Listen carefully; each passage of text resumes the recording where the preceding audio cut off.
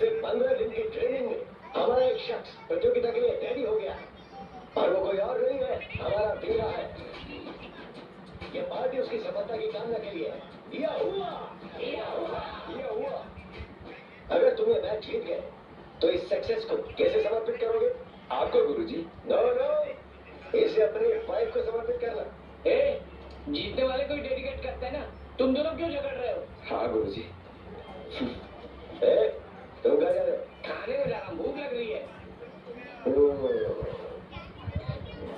गुरुजी, आप अक्सर अपनी पत्नी के बारे में बातें करते हैं। उन्हें गुजरे हुए तो साल हो चुके हैं, आप अभी उन्हें याद करते हैं? जैसे जैसे दिन बीतते हैं मुझे उसकी और याद आती है। दरअसल मैं एक बहुत बड़ा शराबी था और उसने मुझे बदल दिया। वो अपने पिता के पास ले गई, मुझे कुश्ती की ट्रेनिंग दिलवाई और फिर एक दिन हमारी शादी हो गई। ये सब उसी की बदौलत था।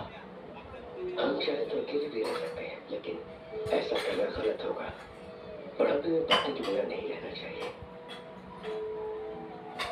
क्या आपकी कभी लड़ाई नहीं? लड़ाई झगड़े जब आपके रिश्ते में कोई उम्मीद नहीं होती है, अपेक्षाएं नहीं होती है। लेकिन जब अपेक्षाएं होती हैं तो उम्मीद जागती है और झगड़ा भी कर सकते हो। इसे पति पत्नी में झगड़ा कह सकते हो। ऐसा नहीं कि हम नहीं लड़े, हमारे बीच बहुत लड़ाई झगड़े हुए। जिस पर आप अपनी पत्नी से शादी करते हैं ना, तो वो निर्विवाद रूप से आपके परिवार की रानी बन जाती है। वो निर्णय लेती है, बस उन्हें मानना न मानना पति का काम होता है।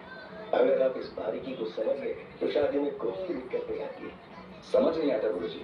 अक्सर पत्नियों की बातें मानने के बावजूद परिवारों में झगड़े होते रहते हैं। हर शादी में शुरुआत के 10-15 साल जब तक आप एक दूसरे को नहीं जानते, आपका लड़ाई झगड़ा होता ही है।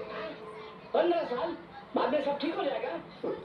ये ऐसे ठीक नहीं होता है। लगातार हो रही बूंदाबांदी के बाद तेज बारिश, आंधी और फिर लगातार बूंदाबांदी ये चलता रहता है। अरे उसके बाद ठीक होगा कि नहीं?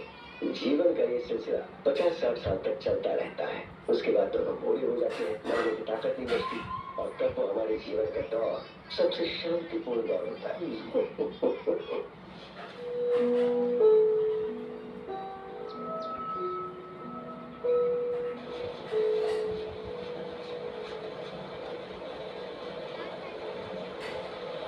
मामा नहीं है क्या?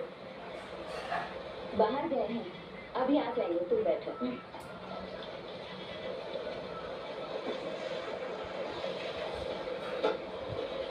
कुश्ती कल है वीरा? हाँ मामी, कल ही है। ट्रेनिंग सब ठीक से हुई ना? अरे पूछिए मत, उन्होंने मुझ में से जीवन छीन लिया है। गुरुजी आराम नहीं करने देते हैं कभी। तगड़ी करते मैं तो अभी भी अपने हाथ पर नहीं हिला पाया। कितनी भी ट्रेनिंग कर लो, उसे हराना मुश्किल है। क्यों खुद को कष्ट दे रहे हो? सीधे सीधे मैच ही खेल लो ना। आपने तय कर लिया कि मैं हारी जाऊंगा?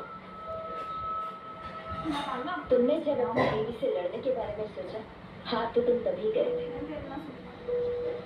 सिर्फ मामा ही बेवकूफ नहीं, तुम उससे भी बड़े बेवकूफ हो। दुनिया में कभी ऐसा पति देखा है जो अपनी बीवी से कुश्ती लड़ रहा हो? तुम लोगों को तो बस ऐसी बीवी चाहिए जो बस नौकरों की तरह तुम्हारे सामने सर झुका के खड़ी रहे, है ना? एक बात का जवाब दो, बिना औरत की